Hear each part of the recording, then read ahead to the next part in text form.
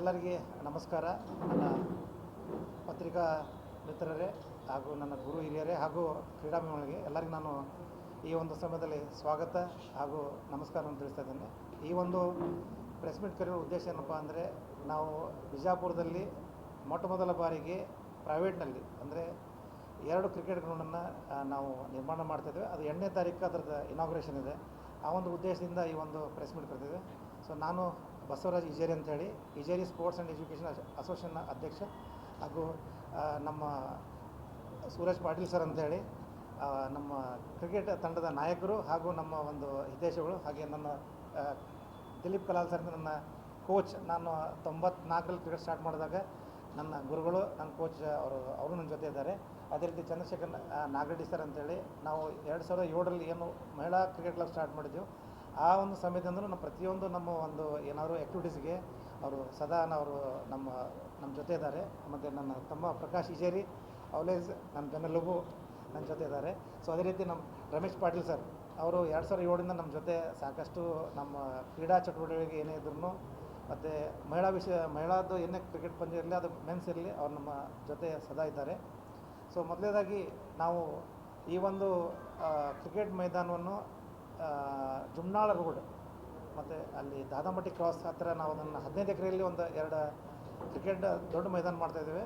ಮತ್ತು ಒಂದು ವಿಶೇಷ ಅಂದರೆ, ಒಂದು 100 ಮೀಟರ್ ಬೌಂಡ್ರಿ ಇದೆ ಒಂದು ಗ್ರೌಂಡದ್ದು. ಸೊ ಅದು ಅನಿಸುತ್ತೆ ಇಡೀ ವಿಶ್ವದಲ್ಲೇ ಅಂಥ ದೊಡ್ಡ ಬೌಂಡ್ರಿ ಎಲ್ಲಿಲ್ಲ. ಸಿಡ್ನಿ ಕ್ರಿಕೆಟ್ ಗ್ರೌಂಡ್ ಏನಿದೆ ಆಸ್ಟ್ರೇಲಿಯಾದು ಮತ್ತು ಮೆಲ್ಬೋರ್ನ್ ಇದೆ, ಅದು 93 ಮೀಟ್ರ್ ಹೈಯೆಸ್ಟ್ ಇದೆ ಸ್ಟೇಟ್ ಬೌಂಡ್ರಿ. ಸೊ ನಮ್ಮದು ಅದಕ್ಕಿಂತ ಹೈಯೆಸ್ಟ್ ಇದೆ. 100 ಮೀಟ್ರ್ ಬೌಂಡ್ರಿಯನ್ನು ನಾವು ಬಿಜಾಪುರದಲ್ಲಿ ನಾವು ಇತಿಹಾಸ ನಿರ್ಮಿಸ್ತಾ ಇದ್ದೇವೆ. ಸೊ ಅಂಥದ್ದು ಒಂದು ಕ್ರೀಡಾಂಗಣ ನಾವು ಮಾಡ್ತಾಯಿದ್ದೇವೆ. ಅದಕ್ಕೆ ಮೇನ್ ಉದ್ದೇಶ ಏನಪ್ಪ ಅಂದರೆ 2 ಗ್ರೌಂಡ್ ಮಾಡ್ತಾಯಿದ್ದೇವೆ. ಸೊ 2 ಗ್ರೌಂಡಲ್ಲಿ ಇನ್ನೊಂದು ಗ್ರೌಂಡಲ್ಲಿ ಏನಿದೆ ಅಂದರೆ 70 ಮೀಟ್ರದ ಬೌಂಡ್ರಿ ಲೈನ್ ಇದೆ. ಸೊ ಈ 2 ಗ್ರೌಂಡಲ್ಲಿ 10 ಟರ್ಫ್ ವಿಕೆಟ್ಗಳಿದ್ದಾವೆ.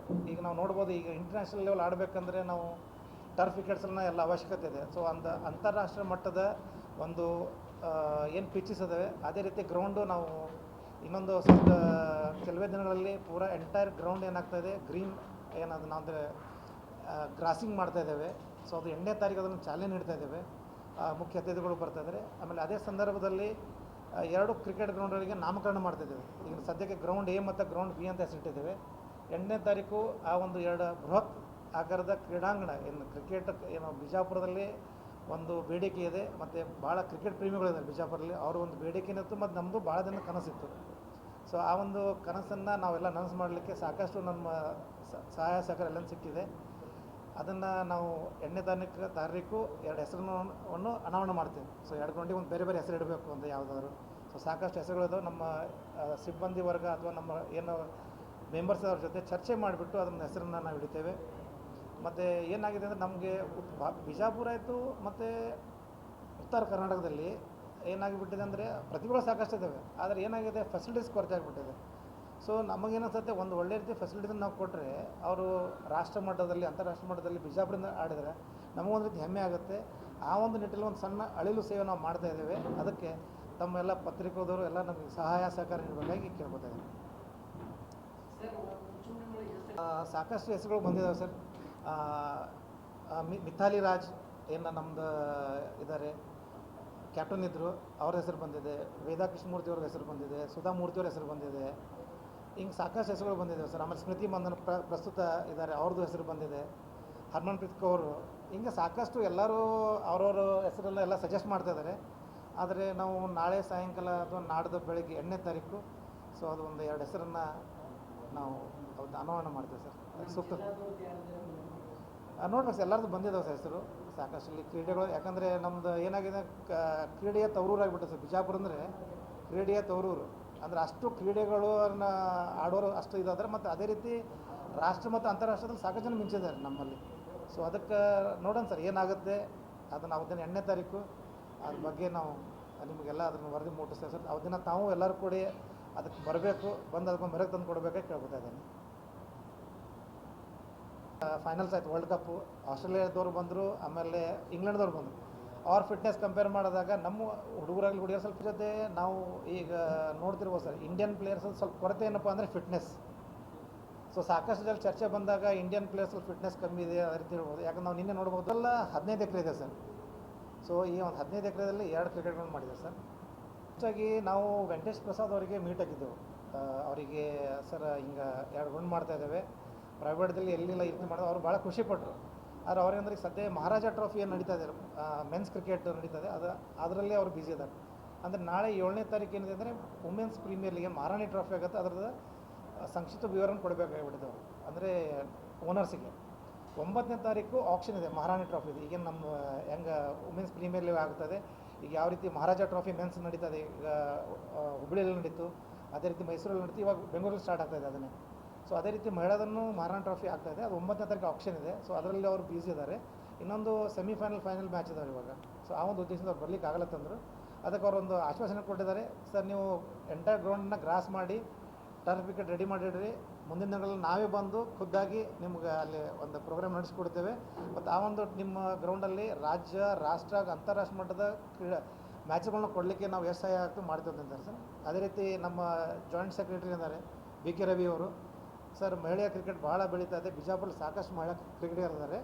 ಅದಕ್ಕೆ ನೀವು ನಮಗೂ ಗ್ರೌಂಡ್ ಅವಶ್ಯಕತೆ ಇದೆ, ಯಾಕಂದರೆ ಬೆಂಗಳೂರಲ್ಲಿ ನಮಗೆ ಗ್ರೌಂಡ್ ಸಿಗ್ತಾ ಇಲ್ಲದಕ್ಕೆ ಮ್ಯಾಚಸ್ ನಾವು ಕಡಿಮೆ ಮಾಡ್ತಾಯಿದ್ದೇವೆ.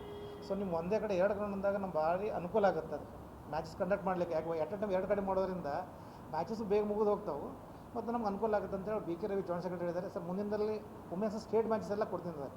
ಸೊ ನಾವು ಅದೇ ದರ್ಜೆಯಲ್ಲಿ ಅಂದರೆ ಒಂದು ಸ್ಟೇಟ್ ಅಥವಾ ಇಂಟರ್ನ್ಯಾಷನಲ್ ಮ್ಯಾಚ್ ನಡಿಬೇಕು ಅಂಥವೇ ನಾವು ಗ್ರೌಂಡನ್ನು ಪಿಚಸ್ನ ರೆಡಿ ಮಾಡ್ತಾಯಿದ್ದೇವೆ. ಸೊ ನಾವು ಹೇಳಿದ್ರಿಂದ ಒಂದು ಗ್ರೌಂಡಲ್ಲಿ 5 ಟರ್ಫ್ ವಿಕೆಟು, ಇನ್ನೊಂದು ಗ್ರೌಂಡಲ್ಲಿ 5 ಟರ್ಫ್ ವಿಕೆಟ್ ನಾವು ಮಾಡ್ತಾಯಿದ್ದೇವೆ. ಮತ್ತು ಅದ್ರ ಜೊತೆಗೆ ನಮ್ಮ ಒಂದು ಬಿಜಾಪುರ ಅನ್ರಿ ಅಥವಾ ಉತ್ತರ ಕರ್ನಾಟಕದ ಅನ್ರಿ ಬೆಂಗಳೂರು ಹೋಗಿ ಅಲ್ಲಿ ಪ್ರಾಕ್ಟೀಸು ಅಥವಾ ತೊಗೊಳ್ಳೋದು ಭಾಳ ಕಷ್ಟ ಆಗ್ತದೆ. ಯಾಕಂದ್ರೆ ನಮ್ಮ ಕಡೆ ಸ್ವಲ್ಪ ಫೈನಾನ್ಷಿಯಲಿ ಸ್ವಲ್ಪ ತೊಂದರೆ ಇದೆ ಎಲ್ಲರದು. ಆ ನಿಟ್ಟಿನಲ್ಲಿ ಅವರಿಗೆ ಪ್ರಾಕ್ಟೀಸ್ ಮಾಡಲಿಕ್ಕೆ ನಾವು 8 ಕ್ರಿಕೆಟ್ ಪಿಚ್ಚನ್ನು ನಿರ್ಮಾಣ ಮಾಡಿದ್ದಾರೆ ಇಲ್ಲಿ. 4 ಟರ್ಫ್ ವಿಕೆಟ್ಸ್, ಈಗ ನಾವು ಮತ್ತು 4 ಆಸ್ಟ್ರೋ ಟರ್ಫು. ಸಾಕಷ್ಟು ಟೈಮ್ ಅಂತಿರ್ತದೆ ಇಂಡಿಯಾದಾಗ ಚಲೋ ಆಡ್ತಾರೆ, ಯಾಕೆ ಆಸ್ಟ್ರೇಲಿಯಾದಾಗ ಸರಿ ಆಡಲ್ಲ, ಇಂಗ್ಲೆಂಡ್ದಾಗ ಸರಿ ಆಡಲ್ಲ. ಸೊ ಪಿಚಸ್ ಡಿಫ್ರೆಂಟ್ ಆಗಿರ್ತದೆ.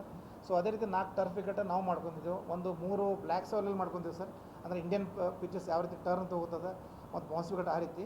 ಇನ್ನೊಂದು ರೆಡ್ ವಿತ್ ಬ್ಲ್ಯಾಕ್ ಸಾಯಿಲಲ್ಲಿ ಇನ್ನೊಂದು ಮಾಡ್ಕೋತಾ ಇದೆ ಸರ್, ಯಾಕಂದರೆ ಸ್ವಲ್ಪ ಟರ್ನ್ ಜಾಸ್ತಿ ತೊಗೋತದೆ ಸರ್. ಒಂದೊಂದು ಕಡೆ ಏನು ಮಾಡ್ತಾರೆ ಅಂದರೆ ಈ ರೆಡ್ ಸಾಯಿಲದ್ದು ಪಿಚ್ ಜಾಸ್ತಿ ಮಾಡಿಬಿಡ್ತಾರೆ ಒಂದೊಂದು ಸರ್. ಅದಕ್ಕೆ ಅದು ಎಲ್ಲರಿಗೂ ನಮ್ಮ ಏನು ಸರ್ ಇದು ಗ್ರೌಂಡ್ ಓಪನಿಂಗ್ ಮಾಡತ್ತೇವೆ ಸರ್. ಆಮೇಲೆ ಸಾಕಷ್ಟು ನಾವು ಟೂರ್ನಮೆಂಟ್ಗಳು ಮಾಡ್ತೇವೆ ಸರ್. ಟೂರ್ನಮೆಂಟ್ ಮಾಡಿದಾಗ ತಂಡಗಳು ಬರ್ತವೆ ಸರ್. ಹೀಗೆ ನಾವು ಮೆಸೇಜ್ ಕೊಟ್ಟಾಗ ಮಹಾರಾಷ್ಟ್ರ, ಆಮೇಲೆ ರಾಜಸ್ಥಾನ್, MP ಅವರೆಲ್ಲರೂ ನಮಗೆ ಈಗ ಹೇಳ್ತಾರೆ ಸರ್, ನಮ್ಗೆ ಯಾವುದೇ ಟೂರ್ನಮೆಂಟ್ ನಮ್ಗೆ ಕರೀರಿ, ನಮ್ಮ ಮಕ್ಕಳು ಬಂದಲ್ಲಿ ಆಡ್ತಾರೆ, ಭಾಳ ಖುಷಿ ಆಗುತ್ತೆ ಸರ್ ನಮಗೆ. ಆಮೇಲೆ ಬೆಂಗಳೂರದ ಪ್ರತಿಷ್ಠಿತ ಜಸ್ಟ್ ಕ್ರಿಕೆಟ್ ಅಕಾಡೆಮಿದವರು ಅವರು ಹೇಳಿದ್ದಾರೆ ಸರ್, ಫಸ್ಟ್ ಪ್ಲೇಸ್ ನಮಗೆ ಕೊಡ್ರಿ ಅಂತ ಅವರು ಹೇಳಿದ್ದಾರೆ ಸರ್. ಸಾಕಷ್ಟು ಟೂರ್ನಮೆಂಟ್ಗಳು ಇಲ್ಲಿ ಆಗ್ತವೆ ಸರ್. ಮುಂಬರುವ ದಿನಗಳಲ್ಲಿ ಸಾಕಷ್ಟು ಟೂರ್ನಮೆಂಟ್ ನೋಡ್ಬೋದು. ಸಾಕಷ್ಟು ರಾಷ್ಟ್ರ ಮತ್ತು ಅಂತಾರಾಷ್ಟ್ರದ ಆಟಗಾರರು ಬಿಜಾಪುರಕ್ಕೆ ಬಂದು ಒಂದು ನಮ್ಮ ಬಿಜಾಪುರದ ಕೀರ್ತಿನ ಹೆಚ್ಚಿಸ್ತಾರೆ. ಅಲ್ಲೇ ಪ್ರದರ್ಶನ ಮಾಡಿದ್ರೂ ಸ್ವಲ್ಪ ಇದರಲ್ಲಿ ಭಾರತ ತಂಡ ಫೈನಲ್ಸ್ ಬರಲಿಕ್ಕೆ ಆಗಲಿಲ್ಲ. ನಿನ್ನೆ ಆಸ್ಟ್ರೇಲಿಯಾದವ್ರು ಗೆದ್ದಿದ್ದಾರೆ. ಇಂಗ್ಲೆಂಡ್ ತಂಡ ಅಂದರೆ ಅಲ್ಲಿ ಇಂಗ್ಲೆಂಡ್ದಲ್ಲೇ ಹೋಗ್ಬಿಟ್ಟು ಇಂಗ್ಲೆಂಡ್ದವ್ರನ್ನ ಸದೆ ಬಡಿದು ಚಾಂಪಿಯನ್ಶಿಪ್ ಗೆದ್ದಿದ್ದಾರೆ. ಸೊ ಅದ್ರ ಸಲುವಾಗಿ ನಾವೊಂದು ಫಿಟ್ನೆಸ್ ಸಲುವಾಗಿ ಸಪ್ರೇಟಾಗಿ ಮಾಡಿದ್ದೀವಿ. ಒಂದು 100 ಮೀಟರ್ ರನ್ನಿಂಗ್ ಟ್ರ್ಯಾಕು, ಪ್ಲಸ್ ಅದರ ಸಲುವಾಗಿ ಫಿಟ್ನೆಸ್ ಇಕ್ವಿಪ್ಮೆಂಟ್ಸು, ಆಮೇಲೆ ಜಿಮ್ ಇಕ್ವಿಪ್ಮೆಂಟ್ಸು, ಒಂದು ಸಪ್ರೇಟಾಗಿ ಗ್ರೌಂಡಲ್ಲೇ ಸಪ್ರೇಟಾಗಿ ಒಂದು ಮೈದಾನ ಮಾಡಿಬಿಟ್ಟಿದೆ ಸರ್ ಫಿಟ್ನೆಸ್ ಸಲುವಾಗಿ. ಅಂದರೆ ಹುಡುಗರು ಫಿಟ್ ಇರಬೇಕು ಸರ್. ಯಾಕಂದ್ರೆ ನಮ್ಮ ಕಡೆ ನೋಡಬೇಕು, ಮೊನ್ನೆ ನೀವು ನೋಡ್ಬೋದು ಅದೇನು ಫಿಟ್ನೆಸ್ ಕೊರತೆ ಅಲ್ಲ, ಶ್ರೇಯಾಂಕ ಪಾಟೀಲ್ ಅವರು ವರ್ಲ್ಡ್ ಕಪ್ ಮ್ಯಾಚ್ ಆಡಬೇಕಾದ್ರೆ ಎಂಕಲ್ ಟ್ವಿಸ್ಟ್ ಆಗಿಬಿಡ್ತು. ಫಿಟ್ನೆಸ್ ಅಂತ ಅಲ್ಲಿಗೆ ಬರಲ್ಲ. ಆ ರೀತಿ ಆದಾಗ ನಮ್ಮ ಹುಡುಗರಿಗೆ ಈಗ ಒಂದು ಅವಕಾಶ ಸಿಕ್ಕಿತ್ತು. ಕರ್ನಾಟಕದಿಂದ ಆಡ್ದವ್ರು ಒಬ್ಬಳು ಇಂಡಿಯಾ ಟೀಮಲ್ಲಿ ಸೆಲೆಕ್ಟ್ ಆಗಿದ್ರು, ಅವಳು ಇಂಜುರಿಯಾಗಿ ಹೊರಗಡೆ ಬಂದರು. ಸೊ ಅದಕ್ಕೆ ಅವರಿಗೆ ಫಿಟ್ ಇರಲಿಕ್ಕೆ ಏನೇನು ಬೇಕು ಅದೆಲ್ಲನೂ ಫಿಟ್ನೆಸ್ ಎಲ್ಲ ಸಪ್ರೇಟಾಗಿ ಒಂದು ಮಾಡಿದ್ದೇವೆ ಸರ್ ನಾವು. ಸರ್ ಖರ್ಚು ವೆಚ್ಚಲೆಲ್ಲ ನಾವು ಸ್ವಂತ ಮಾಡ್ತಿದ್ದೇವೆ ಸರ್. ಯಾವುದೇ ರೀತಿ ಗೌರ್ಮೆಂಟಿಂದಾಗಲೇ ಅನುದಾನ ಇರುವುದಿಲ್ಲ. ಕ್ರಿಕೆಟ್ ಅನ್ನೋದು ಏನಾಗಿದೆ ಸರ್, BCCI ಅಂಡರ್ ರನ್ ಅವರಿಂದ ಯುವ ಸಬಲೀಕರಣ ಕ್ರೀಡಾ ಇಲಾಖೆಯಿಂದ ಇದಕ್ಕೇನೂ ಇರೋಲ್ಲ ಸರ್. ಆದರೆ ನಾವು DC ಅವರಿಗೆ ಭೇಟಿಯಾದಾಗ ಭಾಳ ಖುಷಿಪಟ್ಟು ಅವ್ರಿಗೆ ಗೆಸ್ಟಾಗಿ ಅವ್ರಿಗೆ ಕರೆದಿದ್ದೇವೆ ರೀ. SP ಅವ್ರನ್ನು ಕರೆದಿದ್ದೇವೆ. ಅವ್ರು ಭಾಳ ಖುಷಿಪಡ್ತಾರೆ. ಪ್ರೈವೇಟಲ್ಲಿ ನೀವು ಮಾಡಿದ್ರೆ ಭಾಳ ಖುಷಿ ಆಯಿತು. ನಮ್ಮ ಮಾಡ್ತಾಯಿದ್ದೀರಿ ಅಂದ್ರೆ ನಮ್ಗೆ ಭಾಳ ಸಂತೋಷ ಇದೆ ಅಂತಂದಾಗ VC ಮೇಡಮ್ ಅವರಿಗೆ ಭೇಟಿಯಾಗಿ ಹೋದಾಗ ಅಲ್ಲಿ ಸೋಮನಾಳ್ ಸರ್ ಸಿಕ್ಕಿದ್ರು, ರಿಜಿಸ್ಟರ್ ಸರ್. ಅವರು ಭಾಳ ಖುಷಿಪಟ್ಟರು. ಇಲ್ಲ ಸರ್, ನಾವು ಗೌರ್ಮೆಂಟ್ದವ್ರು ಮಾಡ್ಲಿಕ್ಕೆ ಆಗಲಿಲ್ಲ ಅಂತ ನೀವು ಪ್ರೈವೇಟ್ದವ್ರು ಮಾಡ್ತಾಯಿದ್ದೀರಿ, ಭಾಳ ಖುಷಿ ಇದೆ ನಮಗೆ. ಏನು ಸಹಾಯ ಸಹಕಾರ ಮುಂದಿನಲ್ಲಿ ಬೇಕು ಅದು ಮಾಡ್ತೇವೆ ಅಂತಾರೆ ಸರ್ ಅವರು. ಸರ್ ಒಂದು ನಿಯರ್ ಅಬೌಟ್ ಒಂದು 70 ರಿಂದ 80 ಲಕ್ಷ ರೂಪಾಯಿ ಮಿನಿಮಮ್ ಹೋಗುತ್ತೆ ಸರ್. ಯಾಕಂದರೆ ಈಗ ಸತತ 3 ತಿಂಗಳ ಸರ್ ಗ್ರೌಂಡ್ ಬರೀ ಲೆವೆಲಿಂಗ್ ನಡೆದಾರೆ ನಮ್ಮ ಕಡೆ. ಸೊ ಈ 3 ತಿಂಗಳಾದಮೇಲೆ ಅದು ಒಂದು ಗ್ರೌಂಡ್ ಲೆವೆಲಾಗಿ ನಿಂತುಬಿಡುತ್ತೆ. ಯಾಕಂದ್ರೆ ನಿಮ್ಗೆ ಗೊತ್ತು, ಬಿಜಾಪುರದಲ್ಲಿ ಒಂದೊಂದು ಕಡೆ ಹಾರ್ಡ್ ಭೂಮಿ ಬೇಕು. ಯಾಕಂದ್ರೆ ಎರಿಮಣ್ಣಿದ್ದರೆ ನಾವು ಕ್ರಿಕೆಟ್ ಆಡಲಿಕ್ಕೆ ಸಾಧ್ಯ ಇಲ್ಲ. ಸೊ ಗರಸಿದ್ದಲ್ಲೇ ಬೇಕು. ಈ ಗರಸಿದ್ದದನ್ನು ನಾವು 15 ಎಕರೆ ಒಂದು ಲೆವೆಲ್ ಮಾಡಬೇಕಂದ್ರೆ ಒಂದು 3 ತಿಂಗಳು ಟೈಮ್ ತಗೋ ಸರ್. ಸೊ ನಿನ್ನೆ ಎಲ್ಲ ವರ್ಕ್ ಮುಗಿದಿದೆ ಸರ್. ಸೊ ಒಂದು 2 ಡೇಸ್ ಬಿಫೋರ್ ನಾವೆಲ್ಲ ಡಿಸೈಡ್ ಮಾಡಿದ್ದು ಎಲ್ಲ ನಮ್ಮ ಮಾಧ್ಯಮ ಮಿತ್ರರಿಗೆ ನಾವು ಹೇಳಿದರೆ. ಯಾಕಂದರೆ ನಾವು ಮುಂಚೆ 2007 ಏನು ವುಮೆನ್ಸ್ ಕ್ರಿಕೆಟ್ ಕ್ಲಬ್ ಚಾಲೂ ಮಾಡಿದೆವು, ಬಿಜಾಪುರ ವುಮೆನ್ಸ್ ಕ್ರಿಕೆಟ್ ಕ್ಲಬ್. ಆವಾಗಿಂದು ಎಲ್ಲರೂ ನಮಗೆ ಭಾಳ ಸಹಾಯ ಸಹಕಾರ ಮಾಡಿದ್ದಾರೆ. ಯಾಕಂದರೆ ನಮ್ಮ ಹುಡುಗರು ಪರ್ಫಾರ್ಮೆನ್ಸ್ ಮಾಡಿದಾಗ ಭಾಳ ಅವರಿಗೆ ಸಪೋರ್ಟಿವ್ ಮಾಡಿದ್ದಾರೆ. ಸೊ ಅದೇ ರೀತಿ ಮುಂದೂ ನಿಮ್ಮ ಸಹಾಯ ಸಹಕಾರ ಇಲ್ಲ ಅಂತ ಕೇಳ್ಬೋದೇನೆ ಸರ್. 8ನೇ ತಾರೀಕು ಸರ್, ಬುಧವಾರ. ನಾಳೆ ಬಿಟ್ಟು ನಾಳೆ ಸರ್, ಬೆಳಗ್ಗೆ 9 ಗಂಟೆಗೆ ಸರ್. ಸೊ ಎಲ್ಲರೂ ಕೇಳ್ತಾ ಇದ್ದಾರೆ, ಸರ್ ಯಾಕೆ ಸರ್ 8ನೇ ತಾರೀಕು ಇಟ್ಕೊಂತೀರಿ, ಸಂಡೇ ಇಲ್ಲ ಬುಧವಾರ ಇದೆ, ಯಾಕೆ ನೀವು ರವಿವಾರ ಇಟ್ಕೋಬೋದಾಗಿತ್ತು ಅಂತಂದ್ರೆ. ಆದರೆ 8ನೇ ತಾರೀಕು ವಿಶೇಷತೆ ಏನಂದ್ರೆ ಸರ್, 8/7/2007 ನಾವು ಬಿಜಾಪುರ ವುಮೆನ್ಸ್ ಕ್ರಿಕೆಟ್ ಚಾಲೂ ಮಾಡಿದ್ವಿ ಸರ್ ನಾವು. ಸೊ ಅದರದ್ದು 19ನೇ ವರ್ಷ ಸಂಪೂರ್ಣ ಆಗ್ತೈತಿ. ಅದರ ನಿಟ್ಟಿನಲ್ಲಿ 8/7/2007 ನಾವು ಸ್ಟಾರ್ಟ್ ಮಾಡಿದ್ದೇವೆ. 8/7/2026 ಅದನ್ನು ಮಾಡಬೇಕಂತ ಉದ್ದೇಶ. ಮತ್ತು ಇನ್ನೊಂದಂದರೆ ನನ್ನ ಮಗಳು ಕ್ರಿಕೆಟ್ ಆಡ್ತಾಳೆ. ಸೊ ಅವಳದು ಬರ್ಡೇ ಹೋಗ್ತಿದೆ. ಸೊ ಉದ್ಘಾಟನೆ ಅರುಣ್ ಶಾಪೂರ್ ಸರ್ ಬರ್ತಾ ಇದ್ದಾರೆ. ಮತ್ತು ಹೇಳಿದ್ರಲ್ಲ DC ಸಾಹೇಬರು ಬರ್ತೀನಿ ಅಂತಿದ್ದಾರೆ, SP ಅವರು ಬರ್ತೀನಿ ಅಂತಿದ್ದಾರೆ. ಕಮಿಷನರ್ವರೆಗೂ ಕೊಟ್ಟಿದೆ ಸರ್, ಅವರು ಒಪ್ಪಿಗೆ ಕೊಟ್ಟಿದ್ದಾರೆ ಬರ್ತೀವಿ ಅಂತೇಳಿ. ಆಮೇಲೆ DP ಅವ್ರೂ ಸಾಕಷ್ಟು ಖುಷಿ ಪಟ್ಟಿದ್ದಾರೆ. ಯಾಕಂದ್ರೆ ನಮ್ಮ ಕ್ರೀಡಾಕೂಟಗಳ ಸರ್, ಯಾಕಂದ್ರೆ ಗ್ರೌಂಡ್ ಕೊರತೆ ಭಾಳ ಆಗಿದೆ. ಮುಂಚೆ ಸ್ಟೇಡಿಯಂ ಒಂದೇ ಇತ್ತು, ಈಗ ಸ್ಟೇಡಿಯಂ ಹೆಂಗೆ ಸಿಂಥೆಟಿಕ್ ಟ್ರ್ಯಾಕ್ ಆಗೋದ್ರಿಂದ ಈ ಹಳ್ಳಿ ಮಕ್ಕಳು ಏನೋ ಶೂಸ್ ಹಾಕಲ್ರಿ, ಹಾಗೆ ರನ್ನಿಂಗ್ ಮಾಡ್ತಾರೆ, ಅಲ್ಲ ಹಂಗೆ ಓಡಿಬಿಟ್ರೆ ತಗೊಲೆಲ್ಲ ಕಿತ್ತು ಬಿಡ್ತದೆ. ಅದು ಸಲ ಎಲ್ಲ ZP ಗ್ರೌಂಡಲ್ಲಿ ಮಾಡ್ತಿದ್ರು. ಈಗ ZP ಗ್ರೌಂಡಲ್ಲಿ ಎಲ್ಲ ಮಿನಿ ವಿಧಾನಸೌಧ ಕಟ್ತಾ ಇದ್ದಾರೆ. ಅದನ್ನೊಂದು ನಮ್ಮ ಖುಷಿ ವಿಚಾರ. ಯಾಕೆ ಎಲ್ಲನೂ ಒಂದೇ ಕಡೆ ಆಗ್ತದೆ ಅಲ್ಲಿ. ಸೊ ಜನರಿಗೆ ಅನುಕೂಲ ಆಗ್ತದೆ. ಸೊ ಅದೇ ರೀತಿ ಜನರಿಗೆ ಅನುಕೂಲ ಆಗಲಿ ಅಂತ ನಾವು ಒಂದೇ ಕಡೆ ಎಲ್ಲ ಸ್ಪೋರ್ಟ್ಸ್ ನಡೀಲಿ ಅಂತೇಳಿ ನಾವು ಜುಮ್ನಾಳ್ ರೋಡ್ ದಾದಾಮಟ್ಟಿ ಕ್ರಾಸ್ ಹತ್ತಿರ ಒಂದು 15 ಎಕರೆದಲ್ಲಿ ಎಲ್ಲ ಗೇಮ್ಸ್ ನಡೆಯೋಂಗೆ, ಕಬಡ್ಡಿ, ಖೋಖೋನು ಅದಕ್ಕೆ ಸ್ಪೆಸಿಫೈ ಜಾಗ. ಮೇನ್ ರೋಡಿಂದ ಸ್ಟಾರ್ಟ್ ಆಗುತ್ತೆ ಸರ್ ಗ್ರೌಂಡ್. ಸೊ ಇದೊಂದು ಭಾಳ ಒಳ್ಳೆಯ ಅದ್ಭುತ ಸರ್. ಯಾಕಂದ್ರೆ ನಾವು ಮೇನ್ ರೋಡ್ ನಿಂತರೆ ಗ್ರೌಂಡ್ ಕಾಣಿಸುತ್ತೆ ಸರ್. ಸೊ ಎಲ್ಲರಿಗೂ ಭಾಳ ಅನುಕೂಲ ಆಗುತ್ತೆ ಅದು ನೋಡಿದರೆ. ಆಮೇಲೆ ಭಾಳ ಚೆನ್ನಾಗಿದೆ ಸರ್. ಯಾಕಂದರೆ ಗ್ರೌಂಡ್ ಲೆವೆಲ್ಗಿಂತ ಭಾಳ ಹೈಟ್ ಇದೆ. ಸೊ ನೀವು ನೋಡಿ ಧರ್ಮಶಾಲಾ ಗ್ರೌಂಡ್ ನೋಡಿರ್ಬೇಕು, ಎಲ್ಲ ನೋಡಿ ಟಿವಿಯಲ್ಲಿ ನೋಡಿರ್ತೀರ. ಅದೆಲ್ಲ ಯಾವ ರೀತಿ ಹೈಟಲ್ಲಿದೆ, ಅದೇ ರೀತಿ ನಮ್ಮದು ಬಿಜಾಪುರಲ್ಲಿ ಹೈಟಲ್ಲೇ ಅದು ಗ್ರೌಂಡ್ ಇದೆ ಸರ್.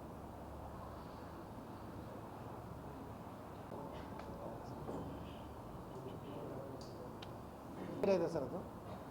ಸಾಕಷ್ಟು ಜನ ಅವಕಾಶ ಇದೆ. ಯಾಕಂದರೆ ಸಾಕಷ್ಟು ಸ್ಪೇಸಿಯಸ್ ಇದೆ. ಯಾಕಂದರೆ ಒಂದು ಕಡೆನೇ ನಮ್ಮದು 200 ಮೀಟ್ರ್ ಬೌಂಡ್ರಿ ಐತೆ ಸರ್. ಅಂದ್ರೆ ಅಷ್ಟು ಸ್ಪೇಸ್ ಅದ. ಅದು ನಿಂದಿರ್ಲಿಕ್ಕೆ ಕೂತ್ಕೊಂಡು ಎರಡು ಕಡೆ, ಮತ್ತೊಂದು ಕಡೆ 100 ಮೀಟ್ರ್ ಅವಕಾಶ ಇದೆ. ಇದು ಪ್ರೈವೇಟ್ ಲ್ಯಾಂಡ್ ಇರೋದ್ರಿಂದ ಸರ್ ಕನ್ಸ್ಟ್ರಕ್ಷನ್ ಕಷ್ಟ ಆಗುತ್ತೆ. ಅದಕ್ಕೆ ನಾವು ಮೊದಲು ಮೂಲಭೂತ ಏನು ಬೇಕು ಮಕ್ಕಳಿಗೆ, ಟರ್ಫ್ ವಿಕೆಟ್ಸು, ಗ್ರೀನಿ ಗ್ರಾಸು, ಆಮೇಲೆ ಅವ್ರಿಗೆ ಪೆವಿಲಿಯನ್ನು, ಆಮೇಲೆ ಅವ್ರಿಗೆ ಫಿಟ್ನೆಸ್ ಎಲ್ಲ ಅದನ್ನು ಅವಕಾಶ ಮಾಡ್ತಿದ್ದೇವೆ. ನೋಡೋಣ ಮುಂದೆ ಸರ್ಕಾರ ಅಥವಾ ಏನೇ ಹೆಲ್ಪ್ ಮಾಡಲಿ ಅಥವಾ ಆದರೆ. ಹಾಂ ಸರ್, ಅದು ಲೀಸ್ ತೊಗೊಂಡಿದೆ ಸರ್. ಒಂದು 12 ವರ್ಷ ನಮ್ಮ ಕ್ರೀಡಾ ಇಲ್ಲಿ ಭಾಳ ಅವರು ಹೆಲ್ಪ್ ಮಾಡ್ತಾರೆ. ಪ್ರತಿಯೊಂದು ವಿಷಯದಲ್ಲೂ ಅವರು ಹೆಲ್ಪ್ ಮಾಡ್ತಾರೆ. ಡೋಂಗರ್ಗಾಂವ್ ಸರ್ ಅಂತೇಳಿ ವಕೀಲರು. ಸೊ ಅವರು ನಮ್ಮ ಅನ್ಬೋದು, ಅವರು ಒಂದು ಏನೋ ಯೋಚನೆ ಮಾಡ್ದೇ ಸರ್ ನೀವು 12 ವರ್ಷ ಯೂಸ್ ಮಾಡ್ಕೊಂಡ್ಬಿಟ್ಟು ಒಂದೇ ಮಾತಲ್ಲಿ ಹುಡುಗ ಸರ್ ಕ್ರಿಕೆಟ್ ಮಾಡ್ತೀನಿ ಅಂದರೆ ಅವ್ರ ಮಕ್ಕಳಿಗೆ ಉಜ್ವಲ ಭವಿಷ್ಯ ಆಗಲಿ ಸರ್. ಅದು ಸ್ವಲ್ಪ ಚೆನ್ನಾಗಿ ಬರಲಿ, ಅವ್ರಿಗೆ ನಮಗೂ ಹೆಮ್ಮೆ ಆಗ್ತದೆ. ಅವ್ರು ಒಂದೇ ಮಾತಲ್ಲಿ ಸರ್ ನೀವು ಒಂದು 12 ವರ್ಷ ನೀವು ಅದನ್ನು ನೀವು ಮೇಂಟೈನ್ ಮಾಡಿ ಸರ್, ಮುಂದಾದ್ರು ನಿಮಗೆ ನಾವು ಕಂಟಿನ್ಯೂ ಮಾಡ್ತೇವೆ, ಸದ್ಯಕ್ಕೆ ಇದು ಇಷ್ಟಿರಲಿ ಅಂತೇಳಿ ಭಾಳ ಸಹಾಯ ಸಹಕಾರ ಮಾಡಿದ್ದಾರೆ ವಕೀಲರು. ಅದಕ್ಕೆ ನಾವು ಅವ್ರಿಗೆ ಕರಿತೇವೆ ಸರ್, ನೀವು ನಮ್ಗೆ ಈ ರೀತಿ ಗ್ರೌಂಡ್ ಕೊಡೋದ್ರಿಂದ ಕ್ರೀಡೆ ಕ್ಷೇತ್ರೀಕರಣ ಅಂತ ಹೇಳ್ಬಿಟ್ಟಿರ್ಬೇಕು ನಾವು. ಯಾಕಂದರೆ ಸುಮ್ಮನೆ ಯಾರು ಕೊಡಲ್ಲ ಸರ್. ಈಗ ಅಂದ್ರೆ ಸರ್ ಅಂದರೆ ಬರೀ ಎಲ್ಲ ಲೇಔಟ್ ಆಗೋದಾಗ ಕ್ರಿಕೆಟ್ ಒಂದು ಹಿಂಗೆ ಕೊಡ್ತಾರಂದ್ರೆ ನಾವು ಭಾಳ ಖುಷಿ ಪಟ್ಟು ಅವ್ರಿಗೆ ಹೇಳ್ತೇವೆ, ಕ್ರೀಡೆ ಕ್ಷೇತ್ರ ನೀವು ಕಣ್ಣಿದ್ದಂಗೆ ಅಂತ ಹೇಳ್ಬಿಟ್ಟು.